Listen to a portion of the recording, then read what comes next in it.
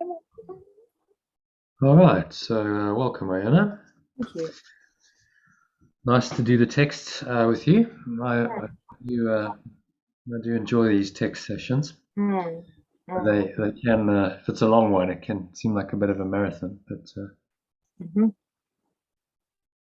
do you want to do a meditation first and then do the text, or what's yeah. I feel calm. I was asleep earlier. I feel calm and ready to go. Okay? Mm. So off we go then. So let's have a look at Holy Instant and the Laws of God, section 6 of chapter 15. And as I said, yeah, I've done some prep, so we'll speed this up. All right, so do you want to read number 1? It is impossible to use one relationship at the expense of another and not to suffer guilt. And it is equally impossible to condemn part of a relationship and find peace within it. Under the Holy Spirit's teaching, all relationships are seen as total commitments, yet they do not conflict with one another in any way. Perfect faith in each one, for its ability to satisfy you completely, arises only from perfect faith in yourself. And this you cannot have while guilt remains. And there will be guilt as long as you accept the possibility and cherish it, that you can make a brother into what he is not because you would have him so. Mm-hmm.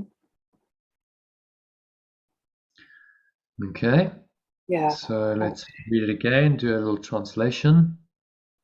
It is impossible to use one relationship at the expense of another and not to suffer guilt. And it is equally impossible to condemn part of a relationship and find peace within it. Under the remembrance of oneness's teaching, all relationships are seen as total commitments. And yet, under the remembrance of perfect love's teaching, all relationships are seen as total commitments, yet they do not conflict with one another in any way. Perfect faith in each one, for its ability to satisfy you completely, arises only from perfect faith in yourself. And this you cannot have while guilt remains. And there will be guilt as long as you accept the possibility and cherish it, that you can make a brother into what he is not because you would have it so.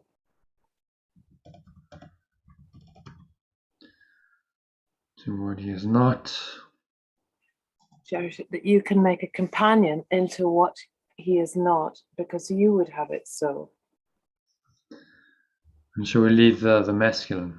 What's Fine. more appropriate in your life at the moment? Is it he or she? He is fine. But, well, yeah, just make it he for tonight. Although, Yeah. yeah, there are he's and she's whom I've tried to in my life mold. Hmm. And my sister said, "Oh, for you, Iona, it's your way or it's my way or the highway, according to you, Iona. No, Hmm. the world according to Iona." Hmm. Yeah, well, it's all perceptual, isn't it? So someone's perception of you, Yes, it's only their opinion, which is generally unbiased. This is generally it's generally biased, isn't it? definitely It's isn't not an it? objective. Someone Yeah. says that, so you got to learn to just take it all with a pinch of salt, because what someone thinks is just a distortion, as he's saying here. Can make a companion into what he is not, because you would have it so. So you see them falsely. Now, even if they're behaving not particularly well, you're still making them into what they're not, and you would still have it so. Yeah, You're interpreting their behavior in a certain way, in a way that you want to interpret it. exactly. And the So it's still your companion choice. isn't it. No, what he is not. So there will be guilt as long as you accept the possibility and choose. You make a companion into what he is not.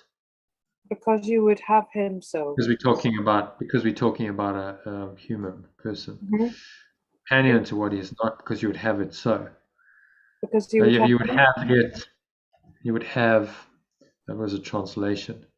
Because you would have him so. Oh, so we'll just keep the him there. That's sometimes what happens when you do group replaces. It's like replace all of them. right. You've got to check it. Right. It's interesting. It's impossible to use one relationship at the expense of another and not to suffer guilt. One relationship, and yeah, so I'm going to give all my specialness to you because you're really lovely and you tell me I'm lovely. But you, on the other hand, are difficult to deal with, and I don't see you as particularly important in my life. Yeah. Or, the classic thing with a special relationship is I fall out of love with you. We have a breakup, and then I go and I substitute. I go somewhere else. I find another person, and that's one relationship at the expense of another. Hi, you Kenneth. Hi. Hi. Hi, John. Yeah. Hi, Ola. Hi, John. Hi, Kenneth. Hi. Yeah. Sorry, I'm a bit late. Welcome. That's okay. We're just starting. Haven't missed much. Diana was also late, so we're just starting. Where are you then? Doesn't look like you're in your normal spot. Oh, I'm not in I'm in the kitchen. Okay. You're at home though? I'm at home. Yeah. In the kitchen. Okay. Yeah. Sue's at the coast. Yeah. So yeah, this is our kitchen. Oh, nice. I recognize that. No, you don't. You've been No, you don't. Yeah. Yeah. This has been built since you were here. In Oh, fact, we are in a different house to the one that you course you think we are. are in. course you You think we are in a house which is about 50 meters in that direction. Oh, and really? you have moved far. Yeah. Okay. So you Yeah, built a new house. When Iona came to us, we were in the old schoolhouse. Yeah. Which is literally a stone's throw in that direction. Oh, wow. Okay. But this is the original house that we moved to in 2004 when we got married, actually. And we moved to the schoolhouse in 2009. We rented this one out, and you're back. 4 or 5 years ago, we put both up for sale. The old schoolhouse sold within a week, and nobody was interested in this one because we'd been renting it out for about 8 or 9 years. So we moved back in here and have slowly kind of brought it back into shape. And this is the kitchen that we've added to what is a house that was built in 1560 or something. Oh, that's just so extraordinary. 1560. Yeah, it's one of the original houses in the village. Yeah, amazing. And that's built of like brick or stone or what? No, it's built on the earth. It's just got a layer of bricks. Okay. It's built. It's got a wooden frame, and it's an Elizabethan house, and it's got a wooden frame. It leaks in 1 or 2 places. If the wind's in a certain direction, you can't do anything about it. It just is. And yeah. Amazing to live in such an old house, 500 years old almost. Well, yeah. I mean, it's rumored in the village that it's the original house that Thomas Cromwell's father lived in. Wow. Oh, really? Okay. And Thomas, he did actually come from Ipswich, which is just down the road.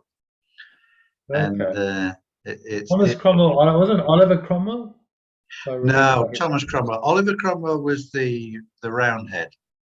Yes. Thomas And Thomas Cromwell Cromwell. was Thomas Cromwell was number two. He was for a while till he fell out of favour. Henry VIII's main advisor. Right. He was, I think he was the first Lord Chancellor. Very clever guy, but he fell out of favour. And Oliver was there. Oh. Did he get the chop? He did. Eventually, I think he did. That's what happened. You fell out of favour. Tower of London and the chop for you. Yeah. Yeah. Interesting. Okay, so we're just doing section 6 of chapter 15 today, which is called the Holy Instant and the Laws of God. Yeah. And we just in paragraph 1, just discussing it a bit. So where were we, Anna? Do you want to give a little summary of that, maybe? the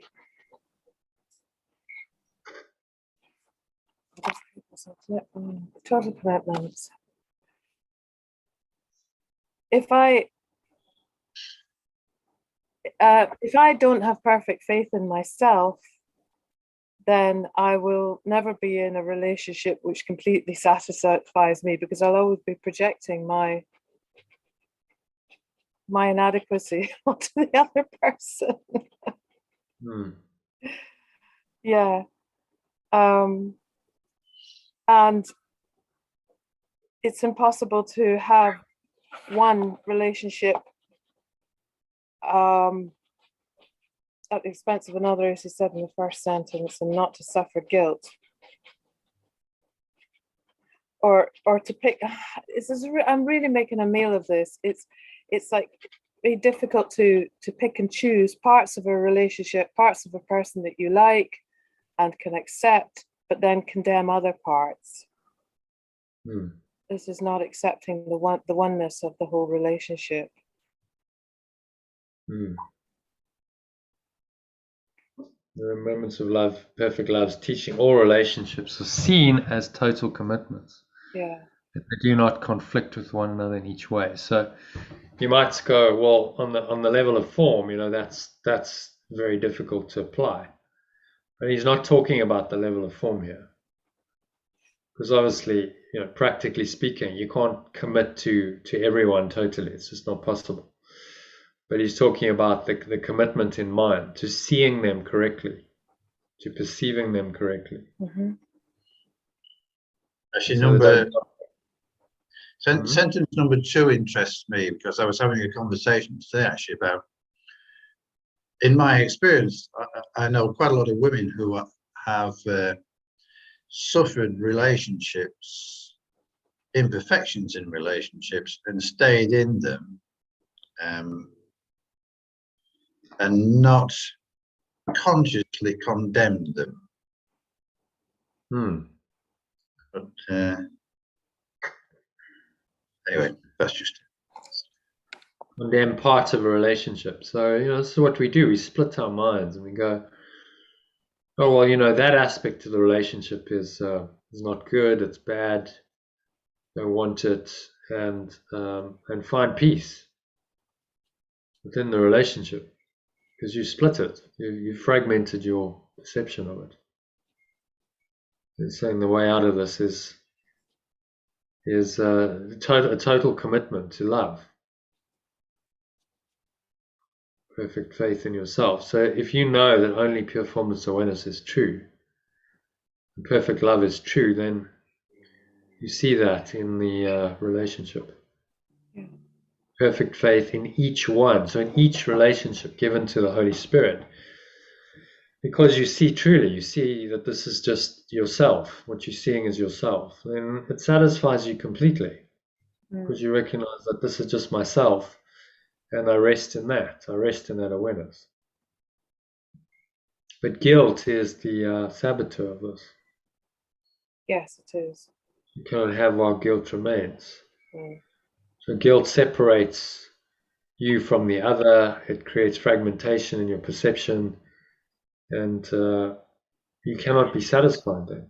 You never find the unconditional love that It's the only thing that will really satisfy you. Yeah. And the final point is you cherish the idea that you can make another person into what he is not, because you would have him so. Mm-hmm. So we perceive someone as separate from us and as, in whatever light we choose to, because we want it that way, because that keeps us separate from them.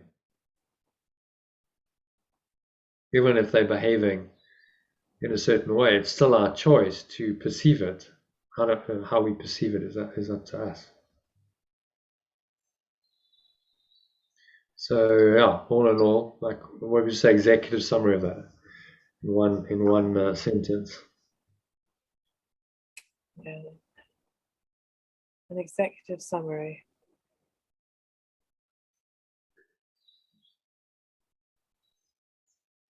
See your companion in perfect love.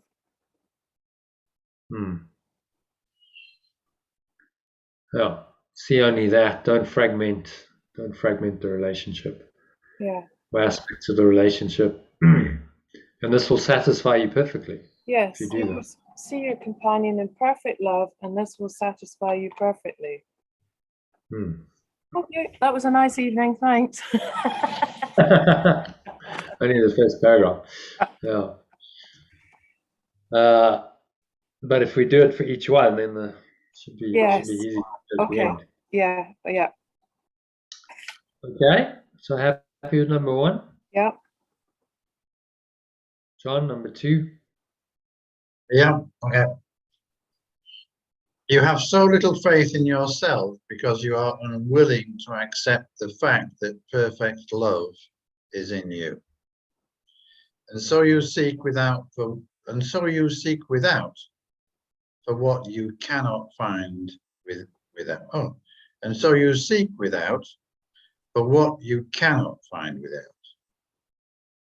I offer you my perfect faith in you in place of all your doubts. But forget not that my faith must be as perfect in all your brothers as it is in you.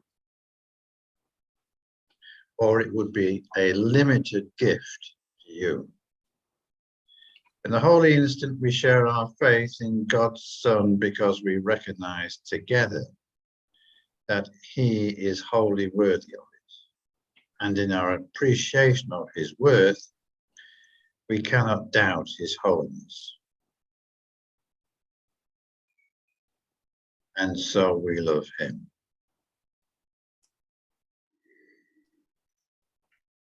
Okay, translation. Yeah, okay. You have so little faith in yourself because you are unwilling to accept the fact that perfect love is in you. And so you seek without for what you cannot find without. Do you want to unpack it as we go? If you want to. Yeah. Okay. Any questions or comments? So is pointing out our unwillingness to accept that we are perfect love, and our desire to seek outside of ourselves that which we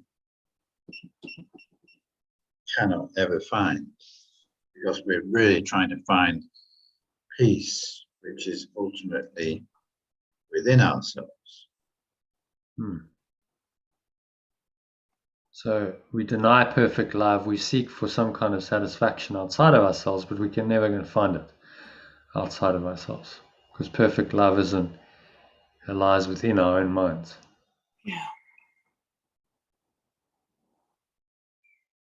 I offer you my perfect faith in you and in place of all your doubts. But forget not that my faith must be as perfect in all your brothers, companions, as it is in you. Okay, so we change forget not to do not forget. My faith must be as perfect in all your companions as it is in you. or it would be a limited gift to you.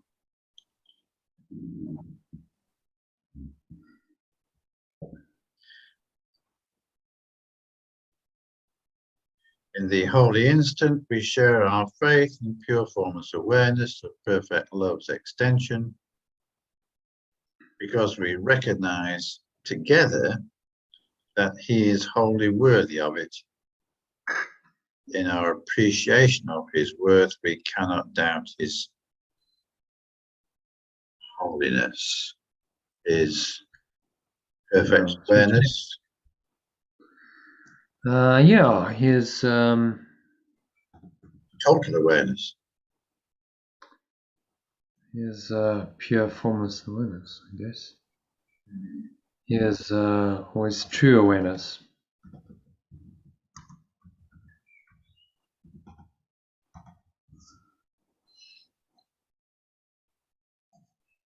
Or his pure formless awareness.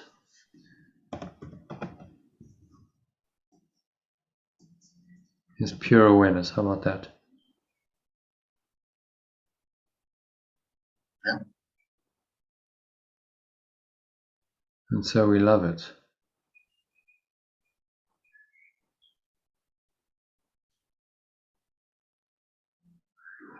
So this idea of the holy instance coming back, he's focusing quite a lot on that in this chapter. So it's an instant where we just recognize, we go beyond the ego, and we start perceiving truly. Share our faith in pure formless awareness of perfect love's extension, God's Son, because we recognize together that he is wholly worthy of it. And in our appreciation of his worth, we cannot doubt his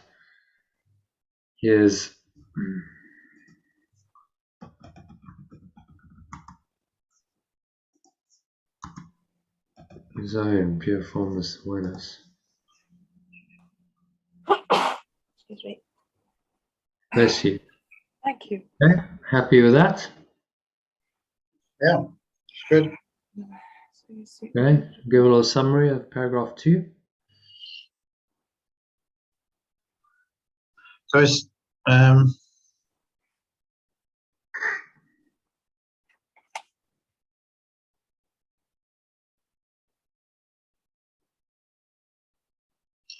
stop seeking without, because true awareness lies within.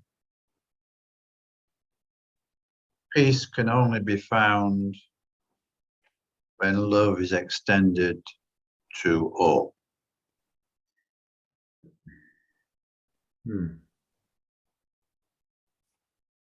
And to see that our brothers have this quality of holiness.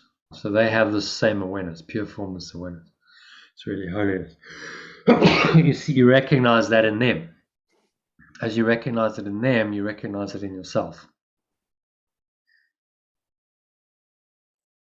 And so we love it. So that recognition, yes, this awareness is my awareness. It's the same awareness. That recognition is love.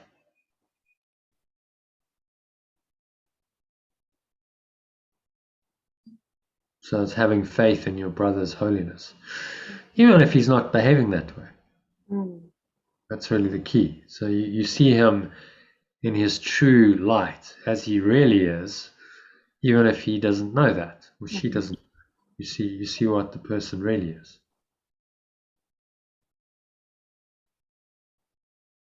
Well, you see And that that's the as a body. You're making a judgment of that body. Yeah, if you see the person as a body, your perception is very limited. You're not seeing their true awareness. You're not seeing them as a mind or awareness. You're seeing them as a body who seemingly, behaves and acts and speaks in certain ways, but you're not recognizing that they are really just awareness. Actually, their true reality is this pure formless awareness, or holiness, as he calls it. And you can't help, if you truly recognize it, in them, but to love it because it's your own awareness, and it's beautiful and it's pure and it's holy. So there's nothing not to love. Yeah. You love all your brothers in that holiness. So it's simply in the illusion of separation, remind yourself, well, they are still holy. Yeah. They are still, their true awareness is this pure form of awareness. Sorry. Hang on. No problem. Okay, so happy with that, John? Any other questions or comments? No, I think that's good. Okay. So number 3, Iona looks like she's got distracted. So do you want to read it? All separation vanishes as holiness is shared. For holiness is power, and by sharing it, it gains in strength. If you seek for satisfaction in gratifying your needs as you perceive them, you must believe that strength comes from another. And what you gain, he loses. Someone must always lose if you perceive yourself as weak.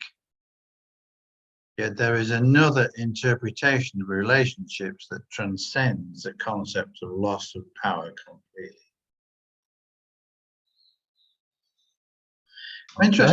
I'm interested in number 4. Actually, someone must always lose if you perceive yourself as weak.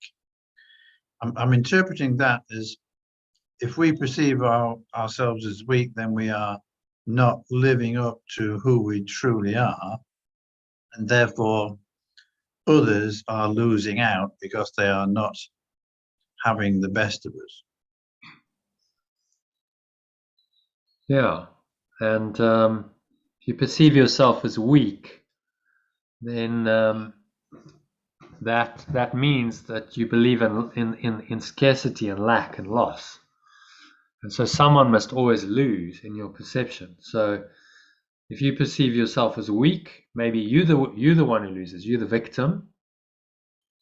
Or to try and compensate, you can have grandiosity, which means someone else must lose. You must be bigger, better than someone else. Yeah. So weakness implies not equality. Well, you're weaker than someone else, so therefore you lose. Or if you try and equalize the situation, then they lose.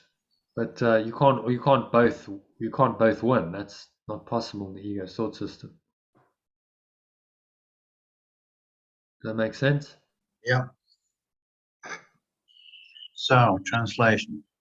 All separation vanishes as total awareness is shared. For as whole awareness is shared.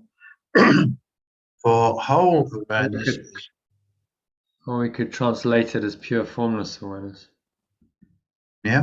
Because it's referring to the same thing as pure formless awareness is shared. Yeah. For pure formless awareness is power. And by sharing it, it gains in strength. And do you think we should capitalize this? Well, I was wondering about that. Yeah, I think we should. It's actually just referring to the same thing. So sometimes, like holiness here, their convention is not to capitalize it because I don't know why not. So they're referring to the same thing. Holiness is small, whereas if you use Holy Spirit, it's capitalized. So.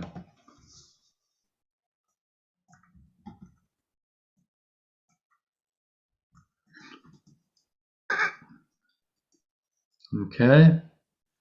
By sharing it, it gains in strength. If you seek for satisfaction in gratifying your needs as you perceive them, you must believe that strength comes from another, and what you gain, he loses. Someone must always lose if you perceive yourself as weak. Yet there is another interpretation of relationships that transcends the concept of loss of power completely.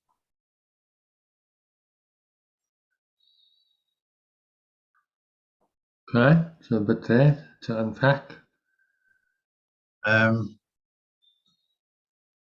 So if we see ourselves as weak, everybody suffers.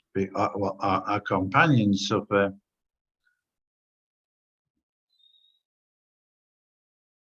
Along with us, because we're not living up to who we truly are.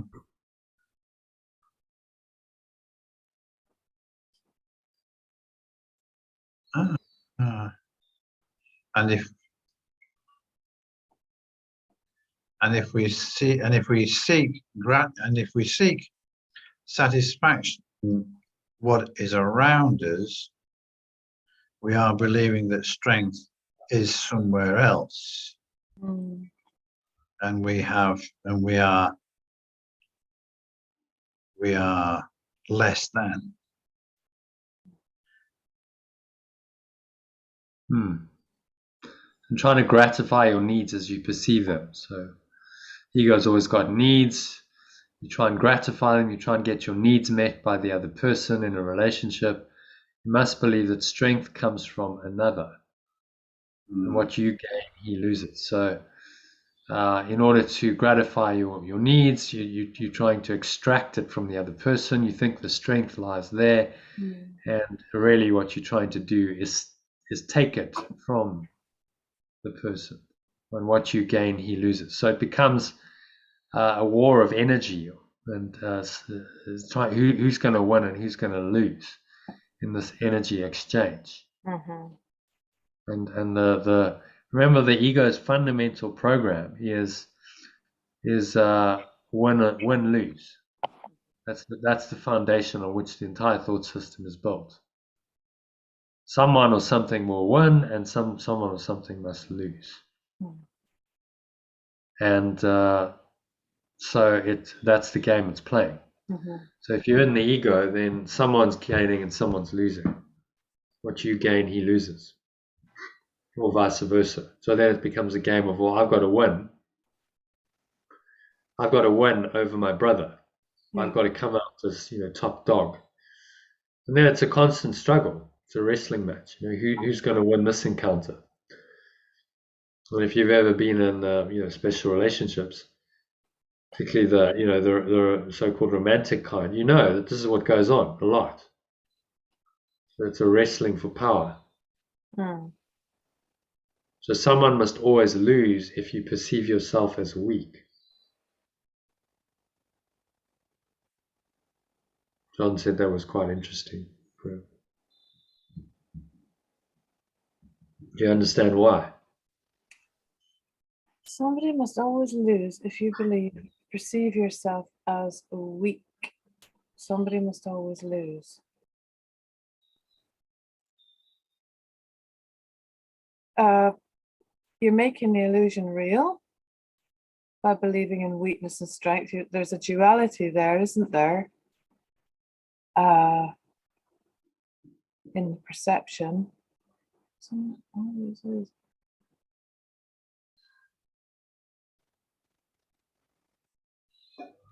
Yeah, in the very instant of seeing yourself as outside or weak or less than, you're setting up a system that's going to fail.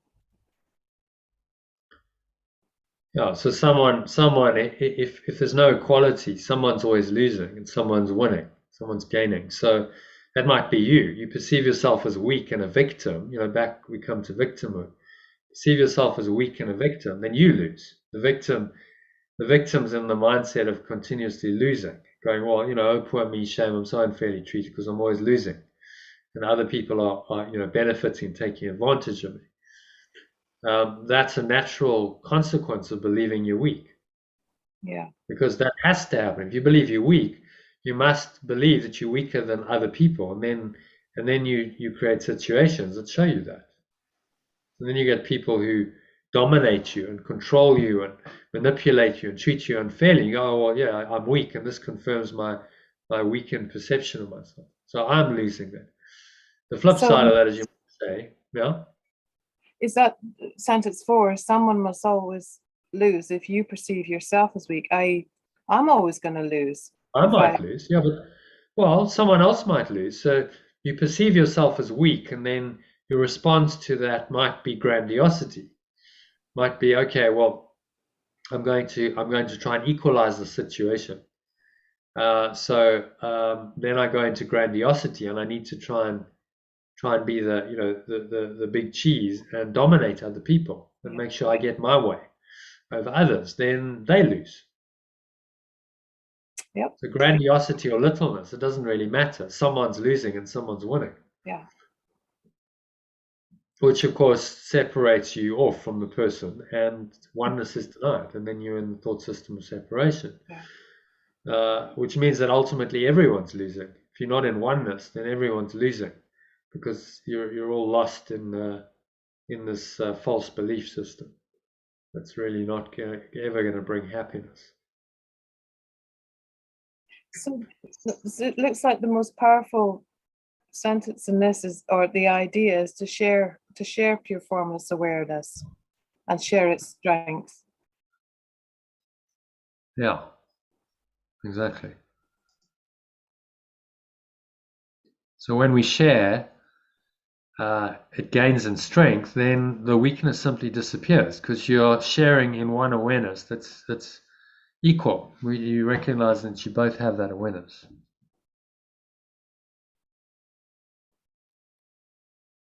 Mm-hmm. It takes you out of the win-loss program of the ego. Yeah. Into another interpretation of relationships. It transcends the concept of loss of power completely. Transcends the concept of loss of power completely. Yes. Sharing the strength, seeing the pure formless awareness in your companions, and only that.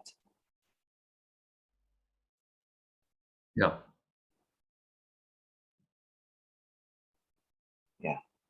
Make sense? Yes. It's the answer to all the weakness and all the inequality. The ego can only tell you that your brother is unequal to you, whether they're the victim of you or they're the persecutor. It ultimately doesn't matter that much, because it's about the inequality which sets up the separation. You see, that's all that's really going on with the ego. Whereas this pure formless awareness just undoes all of that. There's only one awareness. We are the same in that awareness, and all these games of win and lose just disappear. Okay? Mm-hmm. Happy with number 3? Yeah. Moving swiftly on then to number 4. You do not find it difficult to believe that when another calls on God for love, your call remains as strong. Nor do you think that when God answers him, your hope of answer is diminished. On the contrary, you are more inclined to regard his success as witness to the possibility of yours. That is because you recognize, however dimly, that God is an idea, and so your faith in him is strengthened by sharing. What you find difficult to accept is the fact that, like your father, you are an idea. And like him, you can give yourself completely, wholly without loss and only with gain.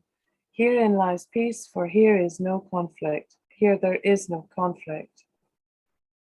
Okay.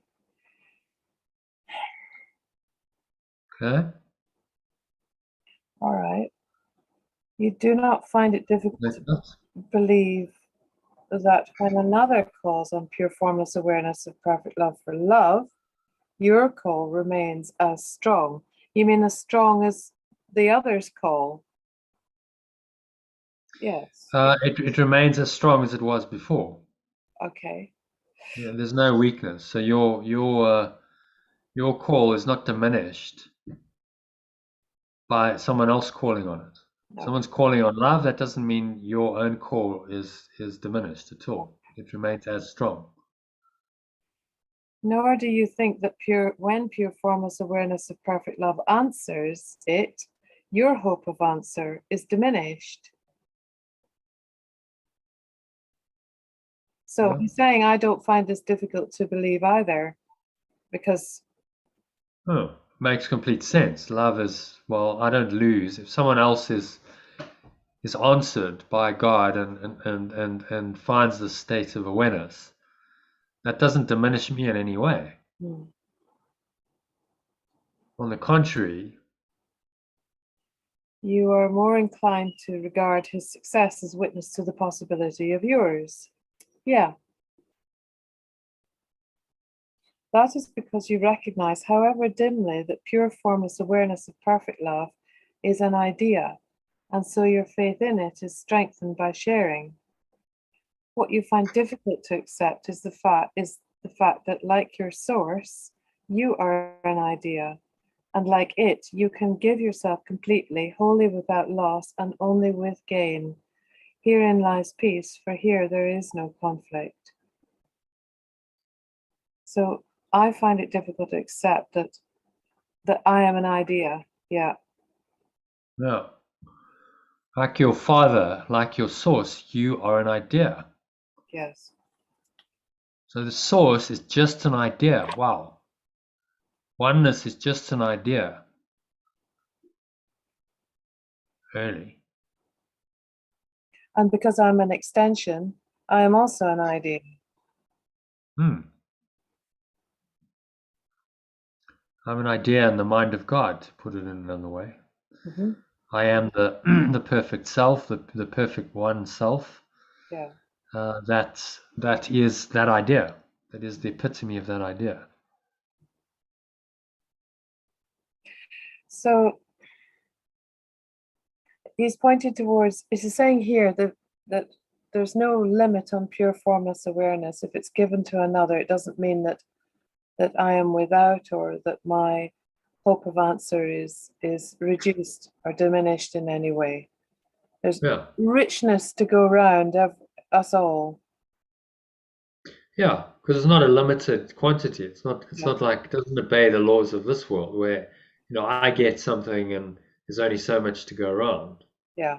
It's in another domain. So there's love for everyone to go around.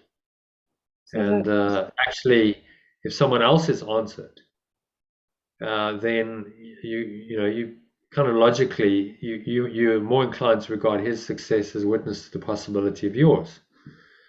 So, okay, well, someone else can be answered by God. Well, why can't I be then? Yeah. Yeah. Good. Okay, so we recognize in this that pure formless awareness of perfect love is just an idea.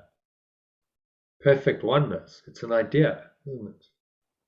But that's that idea, perfect oneness held in the mind, brings about an experience of the pure formless awareness of perfect love that is the ultimate state of mind, that is our true home, that experience. So the idea of oneself leads you back to that experience. Yeah. Or if you want to put that into this terminology, Christ, the one self, when you have Christ vision, when you accept the Christ into your mind, that you are the Christ, and you see with Christ vision, then that restores your mind to this pure formless awareness of perfect love, to the state, the ultimate experience. So Yeshua says, Christ's vision will ultimately disappear because it's not necessary in God. In pure formless awareness, there's only pure formless awareness. You no longer need any concepts at all, even the idea of a one self. That pure formless awareness is the whole complete state of beingness that is that idea. He says your father is an idea. So that state of mind, pure, perfect oneness, pure formless awareness of perfect love, is an idea. But it's a total experience. It actually goes beyond any kind of concept at all. And it's just emerging into that total experience of oneness. So instead of holding the idea, believing the idea, you are the idea. You are the experience of the idea. That's really where he's pointing to. And then the idea is wholly true for you. You don't need to believe it. You are it. You are the oneness. That is the idea. See? So the idea is not something you're thinking about. It's you. The idea is you. You are it. I am the experience of the idea of pure Of formless awareness. oneness. Yeah. So we're starting, his methodology is saying, start with the idea. If you can start believing the idea that you are one self rather than a separate self, that's a very good step in the right direction. Because that belief will ultimately bring about the experience of it, which then is God taking the final step to merge with that awareness. And you become one with this total awareness, with pure formless awareness. I like and then that. Christ, the idea of the one self, has delivered you back to the experience, the total experience of it. So Christ delivers you to God. Does that make sense? Yeah, the belief in it, the belief in it is where I begin to experience it. Yeah. Yeah. So because we've believed otherwise, we must now correct our belief. We must start to believe in the one self. Yes. And deny the separate self. And as we start to believe in it, we experience more and more of that what oneness feels like. What's the actual experience of this? And God, being pure formless awareness of perfect love, is the total experience of that. So God transcends Christ because there's no concept anymore of oneself required in pure formless awareness. It simply is. God is, and then we cease to speak. So that's the ultimate state of mind. You've transcended all concepts, you simply rest in that experience. But while you seem to be separate, it's quite helpful to have the idea of oneself and the belief in oneness and a oneself or Christ to guide us back into the experience, the total experience of it. And that's what he's trying to do here. So if we can start believing in only oneself, that's going to take us to the gates of heaven. It's going to take us into this experience where finally, he says God takes the final step. What does that mean? You just merge your mind into that experience. You merge with the experience of pure formless awareness of perfect love. It becomes your only experience. All concepts, everything else just falls away, and you are that presence again, and there is nothing else. And so that's what he's training us. He's training us to start believing in oneness, to start accepting it again, having denied it, so that ultimately the experience will open up to us. Yes. And we will just rest in this pure formless awareness of perfect love by default. When we're in that state, that's heaven, and there's really nothing else to do. You're resting in God. Okay? Happy with that? Yeah. You need to read, I can't remember where we were. Have you read the whole thing? The alternative? Yes, yes. Well, don't know. Yes. Okay. So can you give a 30-second executive summary of that? Total belief in I experience myself as pure formless awareness. And no, my belief in pure formless awareness leads to my experience of being pure formless awareness in this body. In this experience, I find peace. There is no conflict in this experience. And when I share this idea, then my faith in it is strengthened by sharing. When my faith in it is shared, it is strengthened. Yes. No, when I share this idea. So the more I share the idea of perfect love, perfect oneness, I strengthen my belief in it. It's like, okay, well, yeah, that makes sense. So you teach what you need to learn. Yeah. Yeah. The more you teach it, the more you go, yeah, actually that makes sense. That I can't teach what I don't believe in. Yeah. So teach it until you do, until you do believe, and then you start going beyond belief. Yeah. Because you go into the experience of it. Give yourself completely, wholly without loss, and only with gain. Herein lies peace, for there is no conflict. So you surrender yourself to this awareness. You simply say, this is my awareness. I give myself wholly and completely. I surrender to God is another way of saying it. And then loss and sacrifice disappear. Mhm. And all you can experience is gain because you're connecting with your source, which is unlimited. Yeah.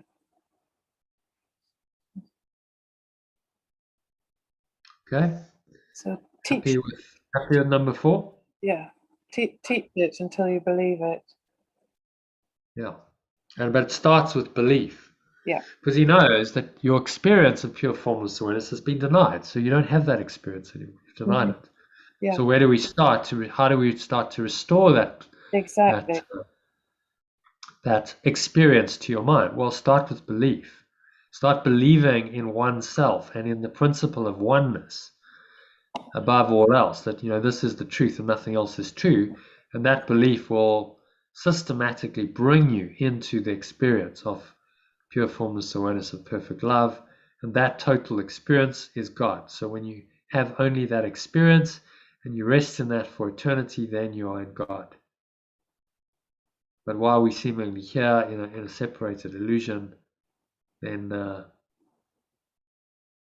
we must believe it first in order to have the experience. So that's how Christ delivers you to God. Okay, happy with that? Yeah. John, number 5. In the world of scarcity, love has no meaning and peace is impossible. For gain and loss are both accepted, and so no one is aware that perfect love is in him. In the holy instant, you recognize the idea of love in you, and unite this idea with the mind that thought it and could not relinquish it. By holding itself within itself, there is no loss. The holy instant thus becomes a lesson in how to hold all of your brothers in your mind, experiencing not loss but completion. From this it follows you can only give, and this is love. This alone is natural under the laws of God. In the holy instant, the laws of God prevail, and only they have meaning. The laws of this world cease to hold any meaning at all. When the Son of God accepts the laws of God as what he gladly wills, it is impossible that he be bound or limited in any way. In that instant, he is as free as God would have him be. For the instant he refuses to be bound, he is not bound. Okay. Alternatively, Yes. Okay. In the world of scarcity, love has no meaning and peace is impossible, for gain and loss are both accepted, and so no one is aware that perfect love is in it. In the holy instant, you recognize the idea of love in you and unite this idea with the mind. wait. Perfect love is in him. Okay, so let's just change that.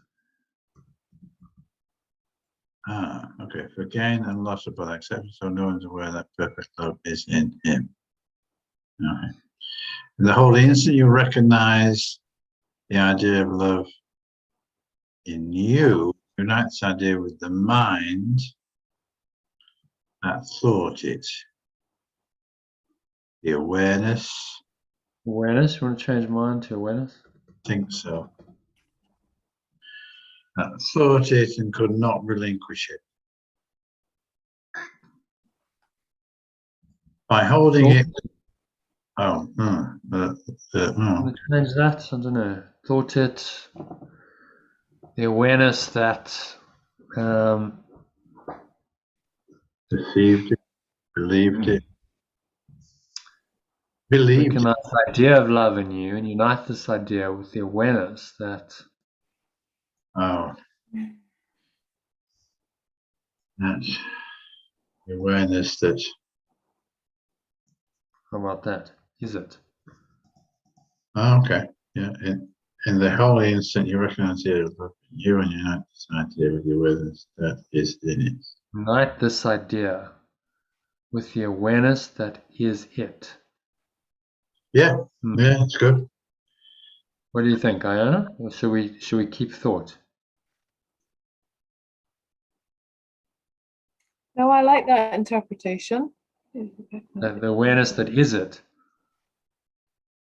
And unite this idea with the awareness that is it and could not relinquish it. Actually, and there's rather a lot of it's going on in the holy instant you thought. Thought it. And unite this idea with the awareness that thought it and could not relinquish it. Keep thought. I think so. Okay. Yeah. Thought it and could not relinquish it.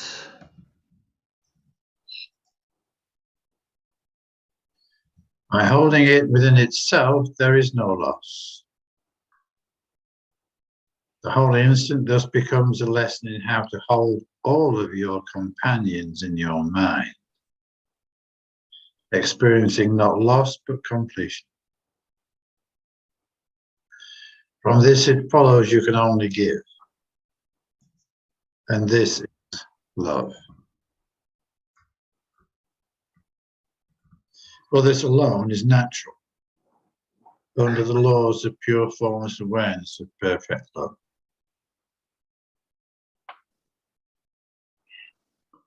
Could that just be pure formless awareness, or perfect love, or one or the other? Not all of it. Laws of perfect love. Yeah, that's okay. And laws of perfect love. In the holy instant, the laws of perfect love prevail. And only they have meaning.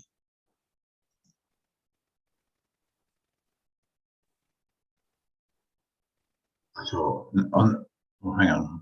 I mean, the laws of this world cease to hold any meaning at all.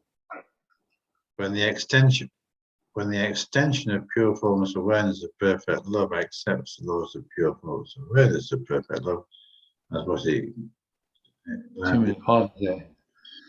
An extension of perfect love accepts the laws of pure formless awareness of perfect love is what he gladly wills. Can we take out that second perfect? No. Extension accepts the laws of perfect love is what he gladly wills. It is impossible that he be bound or limited in any way. So what we've done in the past is we've translated because we're talking about capital extension, say what it gladly wills. Yeah.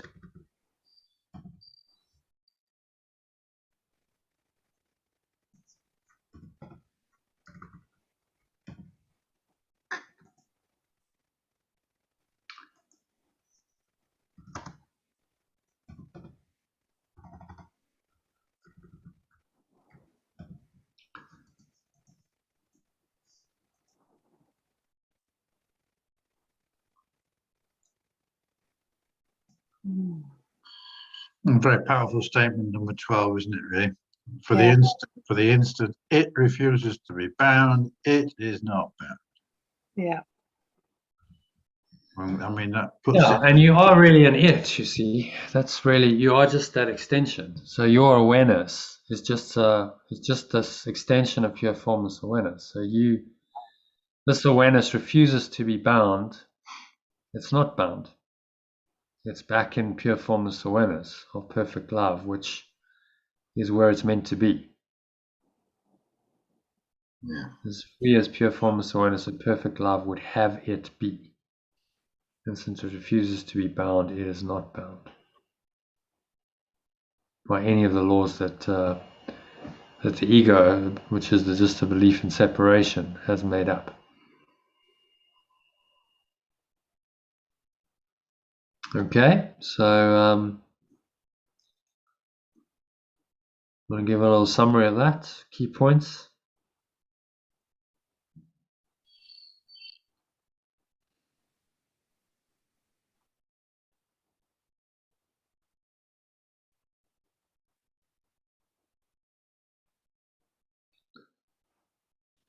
Um,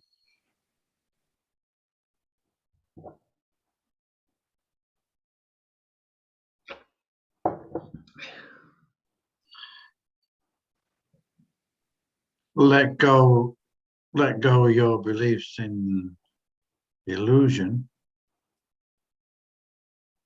and allow the holy instant to be.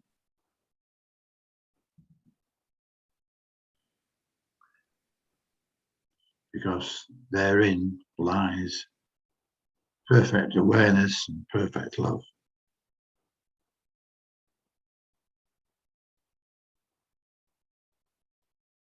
No. And It is to be bound, it is not bound. So holding it within itself, holy instant becomes a lesson how to hold all of your companions in your mind, experiencing not loss but completion. So you hold them all in that awareness. You bring them into that awareness. So you stay in pure formless awareness. The idea of oneness brings you into that experience, and whoever you perceive them in that awareness. You bring them all into that awareness. Experiencing not loss but completion. So you see them as part of this awareness. See, you're seeing all your companions in this one awareness. Yes. Yes. Yeah, I would say from this, maybe we need to say from this awareness. As you can only give.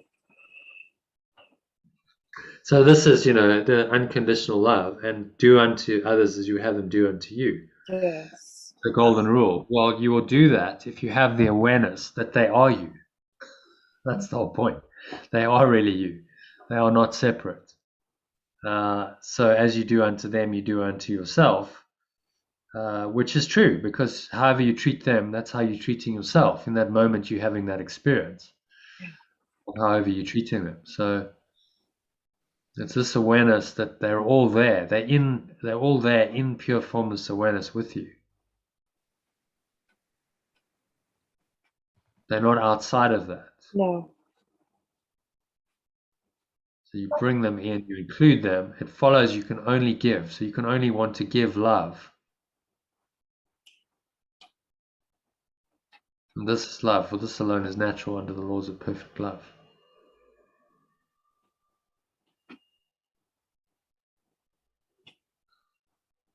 The laws of perfect love prevail in the holy instant, and only they have meaning. Laws of this world cease to hold any meaning at all. Now I have to say, so I had that little mystic experience, a holy instant, a year or so ago. You recently had one, Iona. In that moment, like what he's saying here is absolutely true, isn't it? Mm. The laws of this world cease to hold any meaning at all. It all just drops away. It's like none of those egoic laws mean anything when you're in that experience. You can't believe it. They're not even in your awareness. They just disappear. Yeah. And so it's giving you a glimpse of this total freedom of mind, of what pure formless awareness of perfect love really offers you in that holy instant. which then is corrects your mind, brings it back into this awareness. Just one instant like that tells you this is possible. I could actually have this all the time. If I can experience it for that instant, why couldn't I experience it all the time? Yeah. And ultimately, timelessly, ultimately, eternally. Not all the time, just ultimately, eternally. That's always my awareness.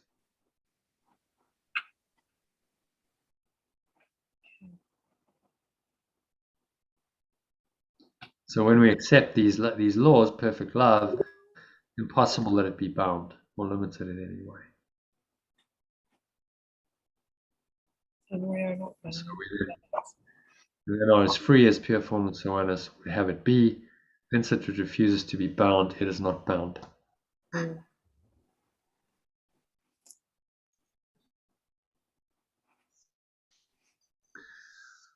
So just accept the oneness, see all your brothers in the oneness, and you are not bound. You're free.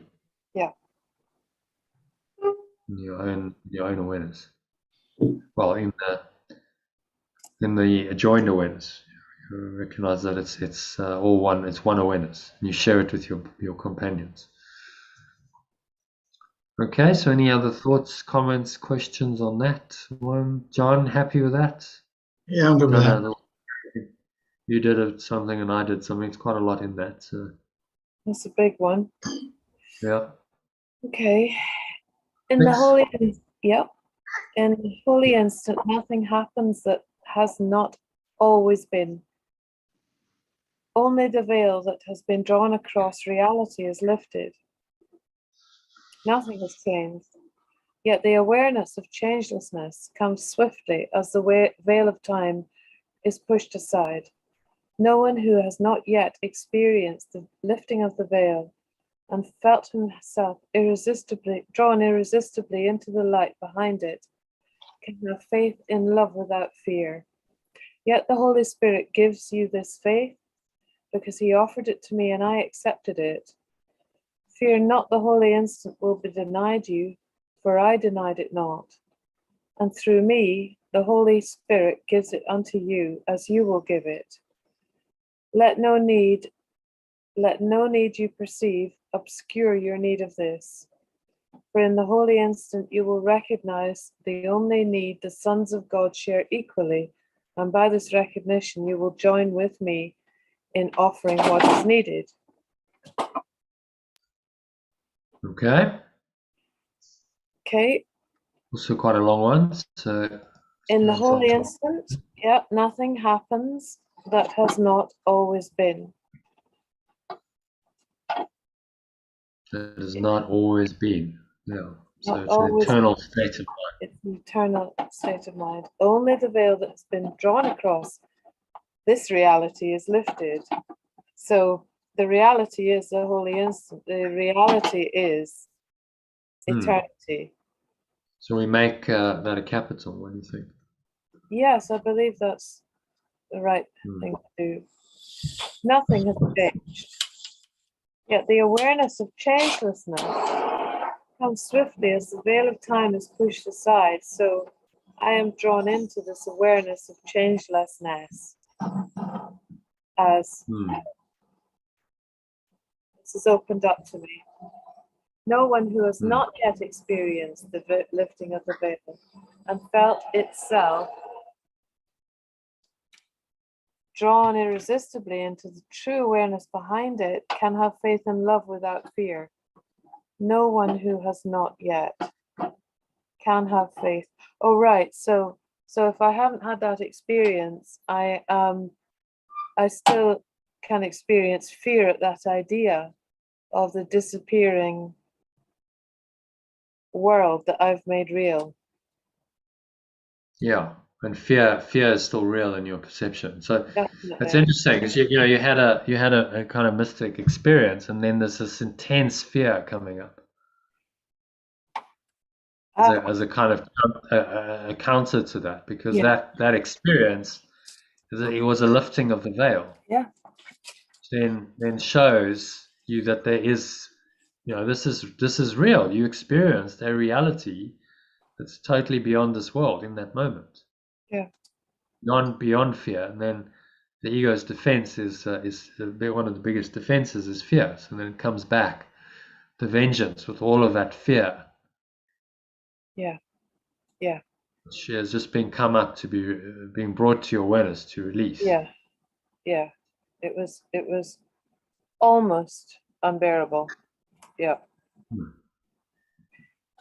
But you managed to get through it. So that's what happened. It's like you never. There's always a way. Yeah. There's a way out. And now maybe you can have faith and love without fear because you've experienced it. Yeah. Right? At the moment you sat on the beach and there was just this infinite expansive awareness, even for a few seconds. That's all it takes. And remember what that felt like. That was love without fear. Then you came out of it and you went into the grub idea, that you were some grub being poked and prodded. Well, then fear arose again. But for those few moments, in the holy instant of however long that was, you probably don't even know how long it was because there's no time in that state, is there? I don't know. It's like you're in a timeless state, so it could have been a few seconds, it could have been a minute, you don't know. It could have been 2 minutes, you're just sitting there and you're in another awareness. There's no awareness of time. But it probably wasn't that long. Just probably, maybe a few seconds, a minute, who knows. That's right. But that's enough to lift the veil, to show you that there's something else. Yeah, that's right. That there is actually a state of love without fear. Yeah. And the moment that's shown to you, then you can no longer fully believe in the ego again because you've experienced the state without ego in that moment. So if you can experience it for a holy instant, why couldn't you extend that holy instant forever into eternity? That becomes feasible and doable. And then the ego, being made up of fear, is terrified of its demise. And so then this fear of its demise, the fear of death, arises very strongly, and it seems like, oh my God, this is terrible, and it's all awful, but that's just the ego, the belief in separation, fearing its own demise at the coming of love, true love. It cannot sustain in your mind. So, yet the remembrance of oneness gives you this faith because he offered it to me and I accepted it, because it offered it to me and I accepted it. Fear not, the holy instant will be denied you, for I denied it not. So I did accept it. And through me, the remembrance of oneness gives it unto you, or should we say gives it to you, as you will give it. Do not fear, the holy instant will be denied you, for I denied it not. For I did not. I think we're just going to make it simpler by not, this not thing that he does. For I did not deny it.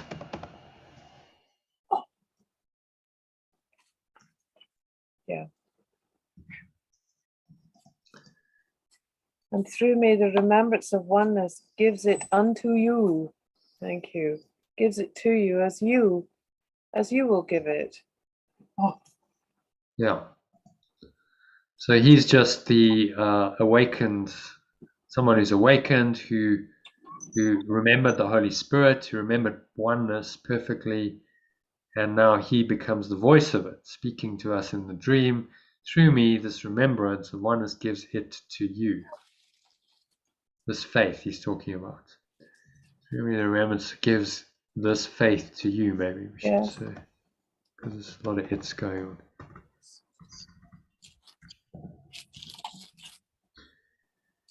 As you will give it to others.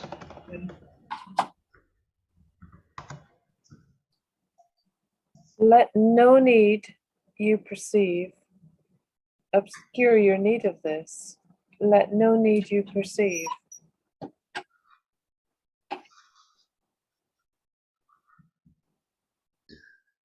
Right. So if I perceive myself in lack, obscure your need of this. For in the holy instant, you will recognize the only need, the extensions of pure formless awareness of perfect love share equally. By this recognition, you will join with me in offering what is needed.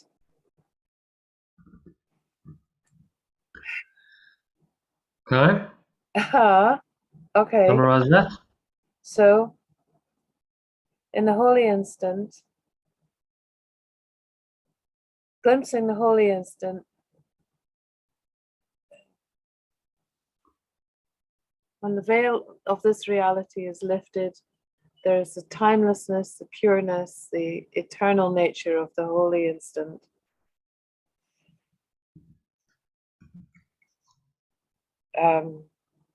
He's acknowledging that someone who has not yet experienced this lifting of the veil, there's going to be fear. Yeah. And Can I have faith in total love?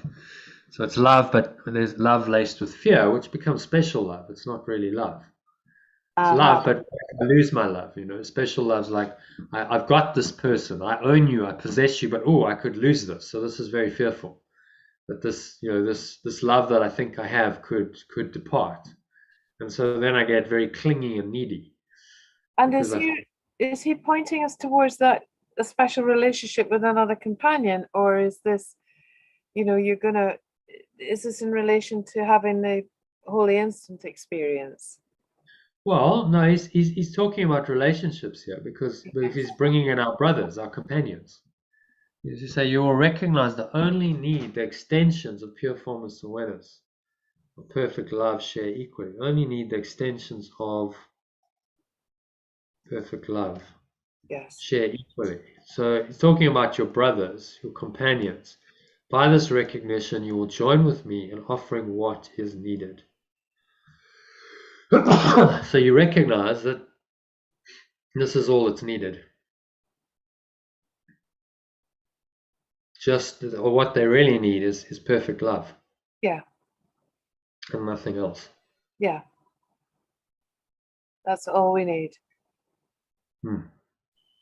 Okay.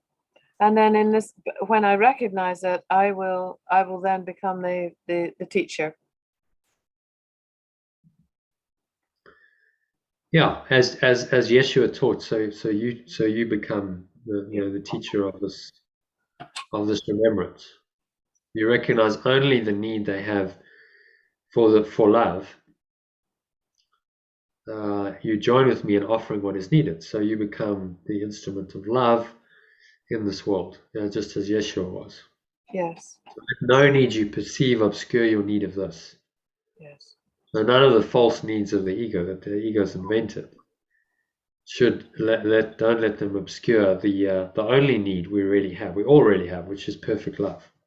Yes. When you recognize that, then you offer only that. In every situation, you offer only love. Mm-hmm. And offer only this. Mm-hmm.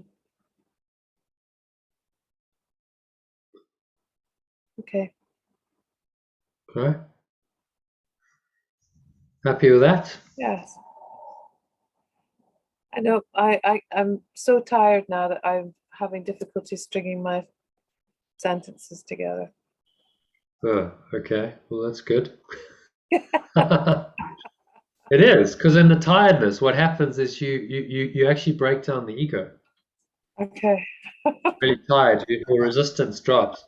That's why in like retreats and stuff, they do that. They take you to like, the extreme, 1, 2 o'clock in the morning, because it actually breaks your resistance down. Okay. But we're nearly done, actually. We've got 2 paragraphs. Yeah. It's not a 15-paragraph monster, fortunately. Mm. Okay, John, number 7. It is through us that peace will come. Join me in the idea of peace, for in ideas, minds can communicate. If you would give yourself as your Father gives his self, you will learn to understand self. And therein is love's meaning understood. But remember that understanding is of the mind and only of the mind. Knowledge is therefore of the mind, and its conditions are in the mind. If you were not an idea, and nothing but an idea, you could not be in full communication with all that ever was. Yet as long as you prefer to be something else, or would attempt to be nothing else and something else together, you will not remember the language of communication, which you know perfectly. Okay. Alternatively, It is through us that peace will come. Join me in the idea of peace, for in ideas, minds can communicate. Join me in the idea of peace, for in ideas, awareness. yeah, awarenesses can communicate. I think we'll leave it as minds. Awarenesses doesn't really work there. If you would give yourself as your source gives itself, you will learn to understand selfhood. Selfhood.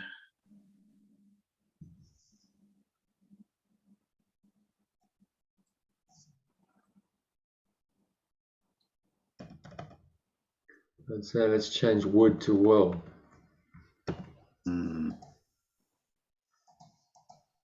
It's a different tense. You would give, then you will learn. So if you will give, then you will learn.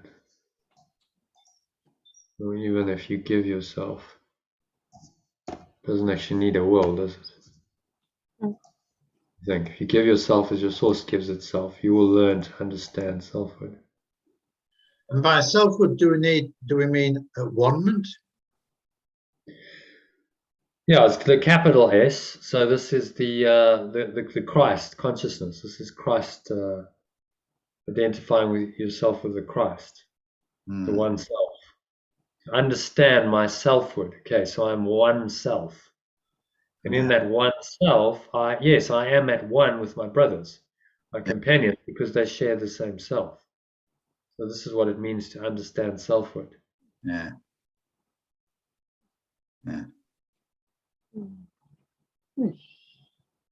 And therein is love's meaning understood. But remember that understanding is of the mind and only of the mind. Knowledge is therefore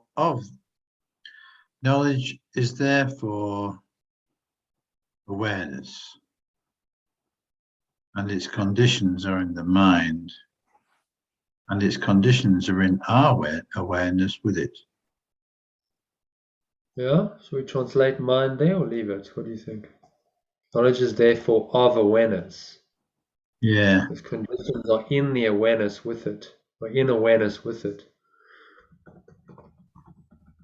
Or knowledge is awareness, or knowledge is therefore awareness.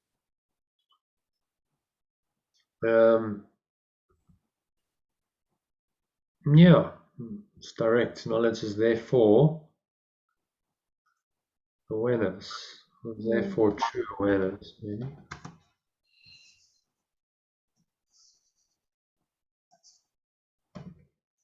And its conditions are in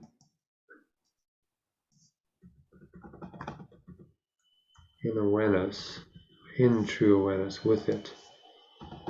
So knowledge is not knowledge of something, subject, object. Knowledge is this awareness. When you are in knowledge, you are in a state of pure formless awareness. Yeah.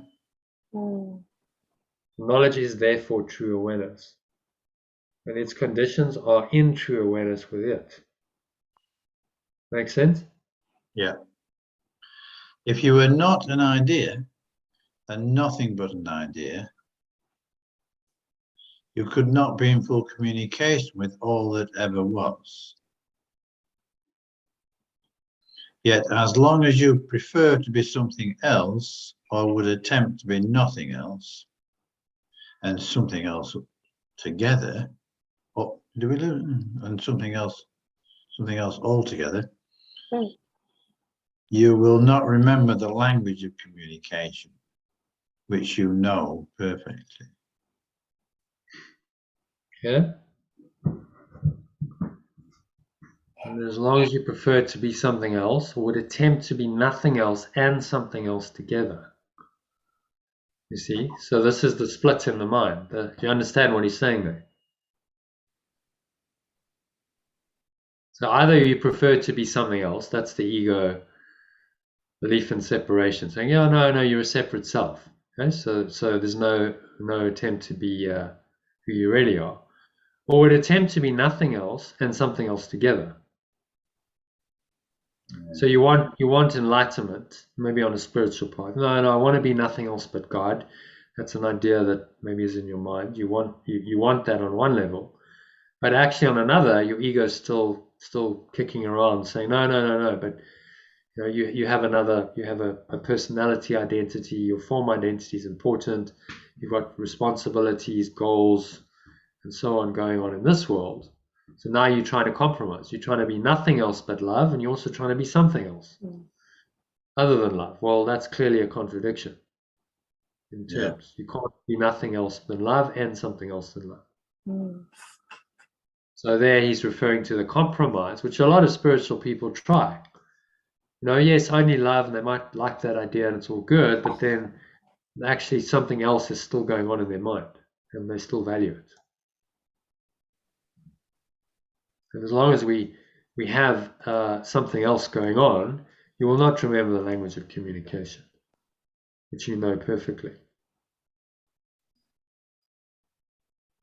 The knowledge, you know perfectly, that's knowledge. Language of communication is actually just pure formless awareness. There's no language as such. You not remember the true language of communication, really.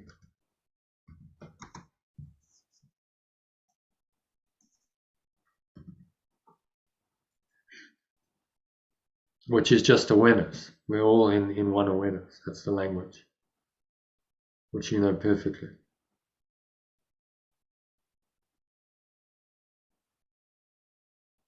So there's a paradox. You won't remember it, and yet you know it perfectly.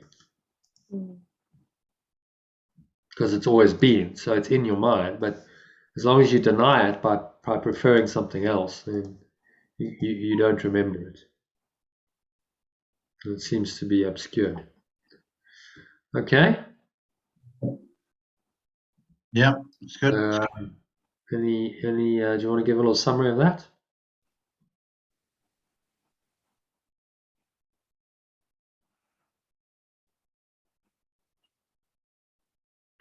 John? Yeah. I'm just trying to get to it.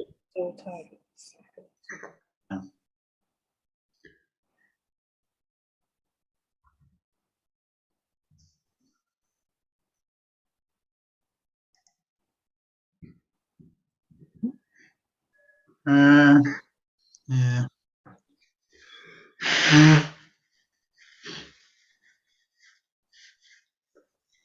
When we accept that we are simply an idea, when we accept that we are the idea, and when we accept that we are an idea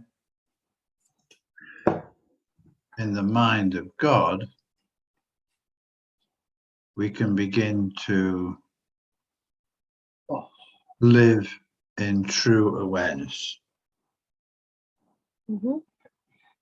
Yeah.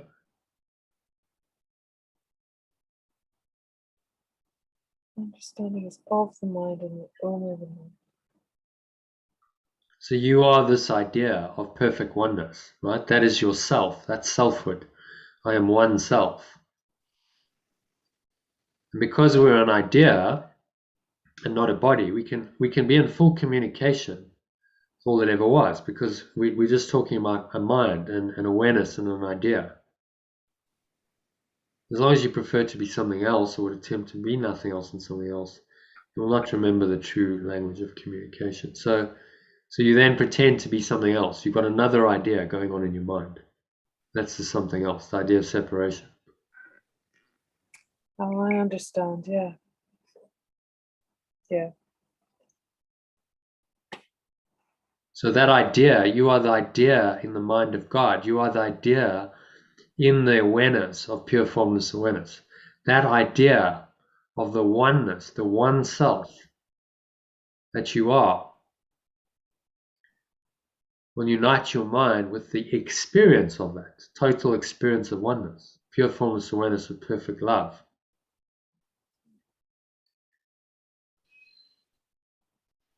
And this is knowledge. To be in that state is knowledge. To be in that awareness is knowledge.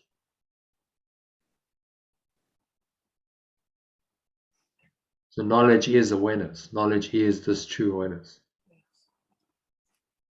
It's the full knowledge of the idea of oneself is the total experience of it. You see that?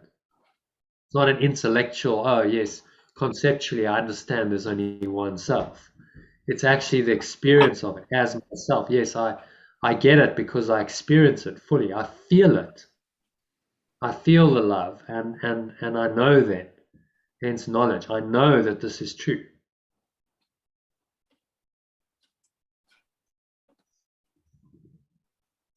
Okay? Any other thoughts, comments, questions on that? No? No, John, you good. happy? I'm very happy with that. Move on? Yeah. No? Diana? In the holy instant, God is remembered, and the language of communication with all your brothers is remembered with him. For communication is remembered together, as is truth. There is no exclusion in the holy instant, because the past is gone, and with it goes the whole basis for exclusion. Without its source, exclusion vanishes. And this permits your source and that of all your brothers to replace it in your awareness. God and the power of God will take their rightful place in you, and you will experience the full communication of ideas with ideas. Through your ability to do this, you will learn what you must be, for you will begin to understand what your Creator is and what his creation is, along with him. Okay? In the holy instant, pure formless awareness of perfect love is remembered, and the language of communication with all your brothers is remembered with it.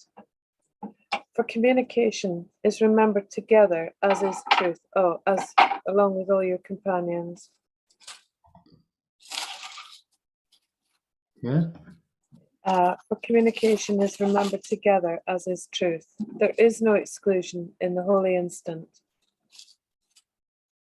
You just check is remembered with him. Yeah, with it. Okay.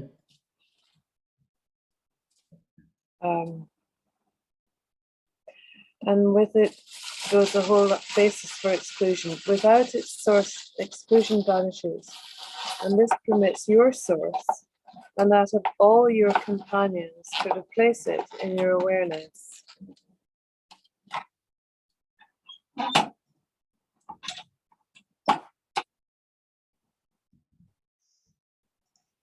Pure formless awareness of perfect love and the power of pure formless awareness of perfect love will take their rightful place in you, and you will experience the full communication of ideas with ideas. Through your ability to do this, you will learn what you must be, for you will begin to understand what your Creator is and what its creation is along with it. Right, what your source is. My heat. And what its Um, creation is. What its, I think it's beingness. beingness is. Or be just being. Its being is along with it. Try being. Yeah? What do you think? Through your ability to do this, you will learn what you must be, for you will begin to understand what your source is and what its being is along with it. Yeah, that's better. Yeah. Yeah. Okay, so can you summarize that? Yeah.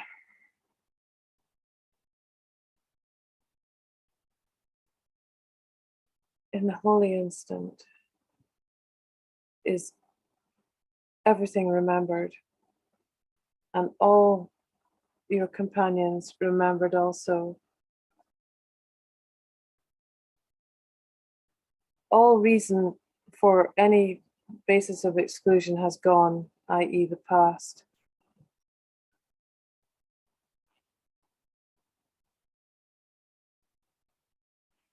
Yes, and this permits your source and that of all your companions to replace it in your awareness, to replace it in my awareness. Right? Exclusion bad. I no longer hold on to any exclusion. This is my entire perfect awareness. And through that entire perfect awareness, full communication of ideas with ideas.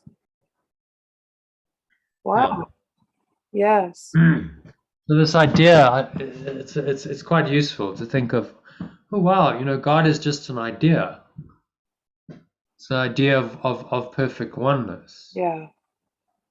But it's the experience of that idea, you see. So it's the idea leads to a whole an experience and a reality in your mind. Yes. I'm an idea in the mind of God. I'm this one self, this oneness, and so is everyone else. So now I, as this idea of perfect oneness, communicate with other ideas. And if we share ideas, if we agree that we're both perfect oneness, then we have a holy relationship. Yes. And we see each other as we really are. Yes, you are oneness, and I'm also oneness. We're both this idea, and no one loses in that idea. It's a unifying idea. There's no loss in that idea. It really is, isn't it? I love it. The idea just goes on and on. Yeah. We just We are keep one.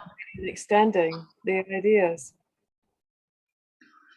And so you just share. You're in pure formless awareness. You share that awareness. And there's no loss. It's just a whole complete experience of ideas communicating with ideas, because really there's only one idea. There's one awareness and there's one idea. That's it.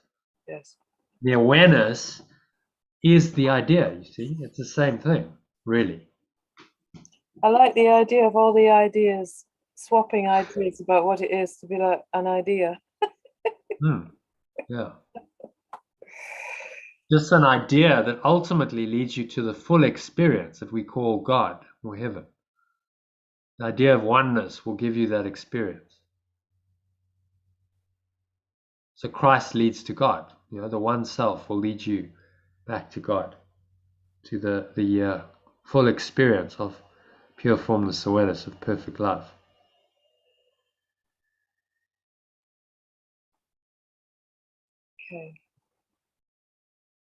Okay, so happy with number 8?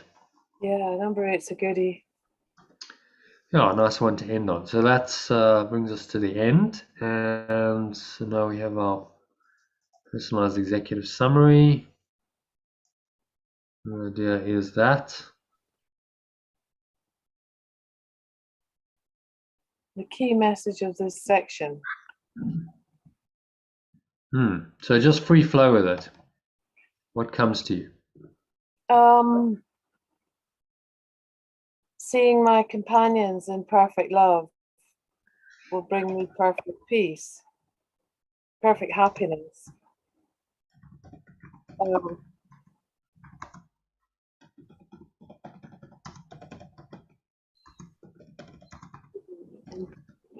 In perfect love and as perfect love.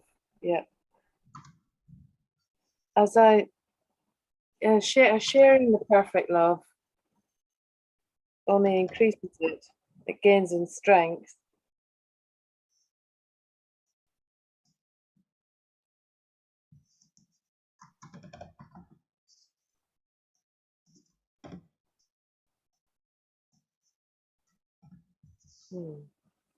There was another bit about teaching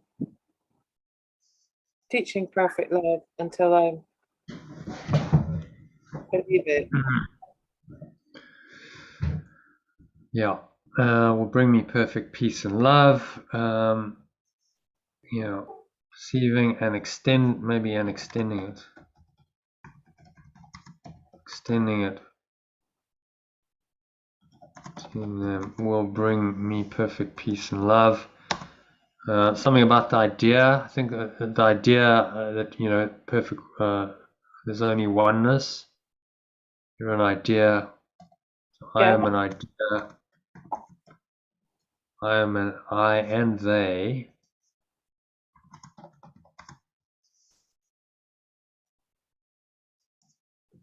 Are the idea of perfect love or oneness, and the same idea communicates perfectly with itself. So I am in perfect communication with my brothers.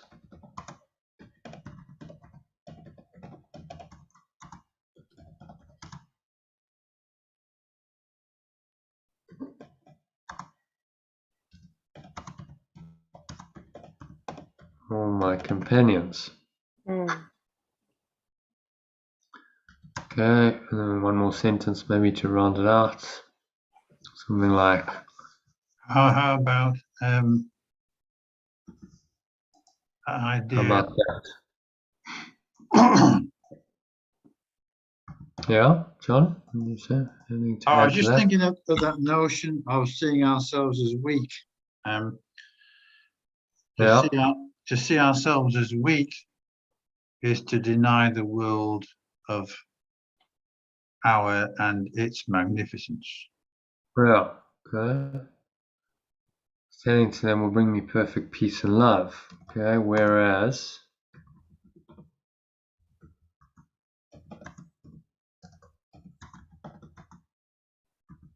I see myself as weak.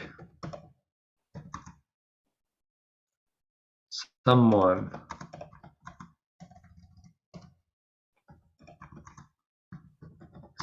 must lose in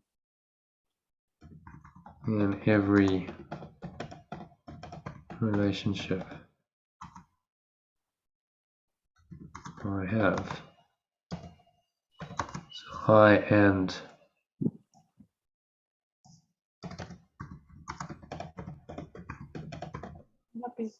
are the idea of perfect love or oneness, and the same idea communicates perfectly with itself. So I am in perfect communication with all my companions. Through my ability to communicate perfectly with them, when I accept my ability to do this, I experience the full communication of ideas with ideas. Through my ability to do this, I learn what I must be. Your ability to do this, you will learn. You learn. Oh, you will learn. I suppose it's better. Through my ability to do this, I will learn what I must be.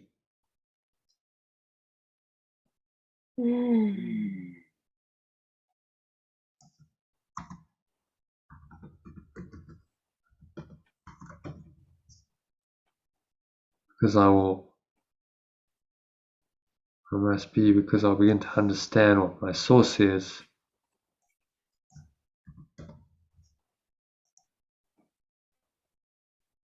What my source is. My source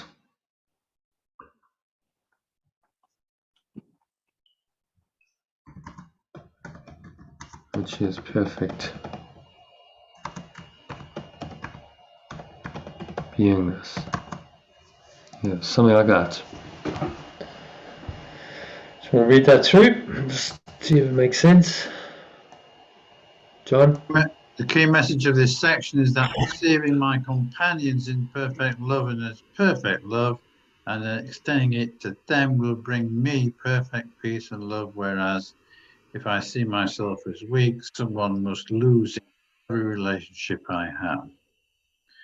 I and my companions are the idea of perfect love or oneness, and the same idea communicates perfectly with itself. So I am in perfect communication with all my companions. Through my ability to do this, I will learn what I must be, because I will begin to understand what my source, which perfect beingness is. Yeah, that needs to change. Which begin to understand what my source, which is perfect beingness. My source.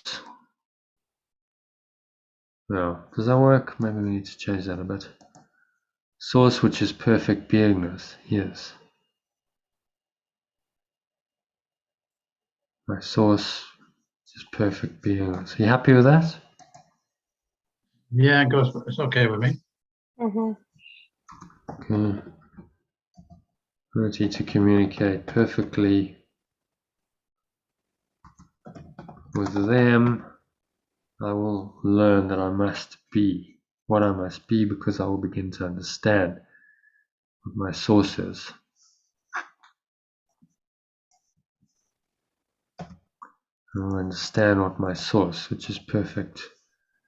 My source has perfect beingness. Mm. It really is.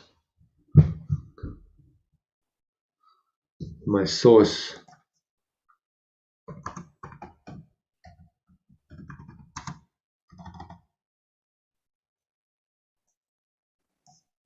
Yeah. being perfect beingness. The source perfect beingness really is. Brackets maybe. Yeah? Does that work? Yeah. Good. Yeah. So that's personalized. So the idea, someone can read this, and if they don't read the whole text and get it, they can read this and hopefully take something away from it. Okay, that's quite short and simple and to the point.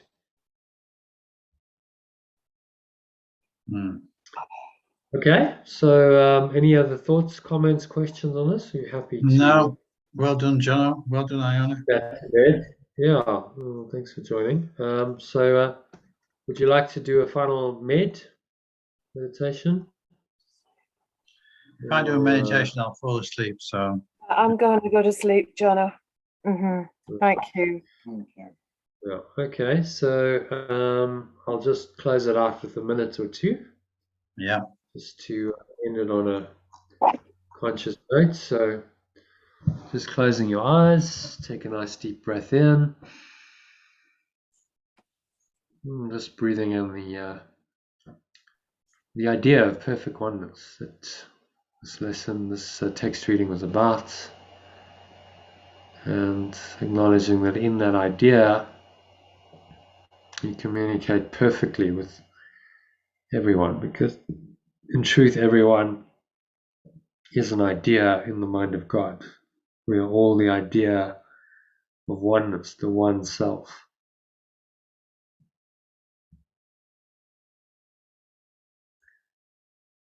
So breathe that in to every pore, every cell, every muscle, your body, every part of your mind.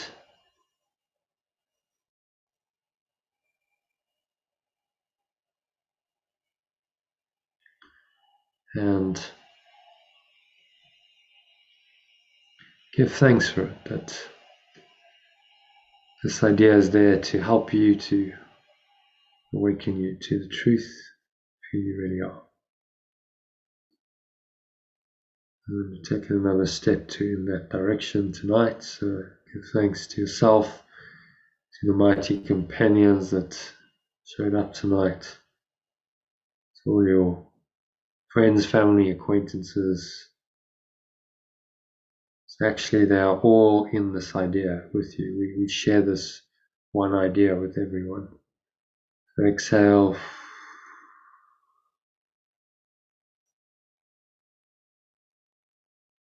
letting it all go. Out of your mouth. Just connecting with the deep peace that comes from this idea. Peace of God surpasses all understanding. Paul called it in the Bible. So just carry this peace with you into the rest of your evening, into bed, or into tomorrow, till our next session, tomorrow afternoon at 12:30 UK time. So open your eyes and continue on with your evening in this hopefully very connected and communicative state. Thank And you. that brings us to the end of the session. Okay. Thank you, Jono. Thank you, Iona. Thank you.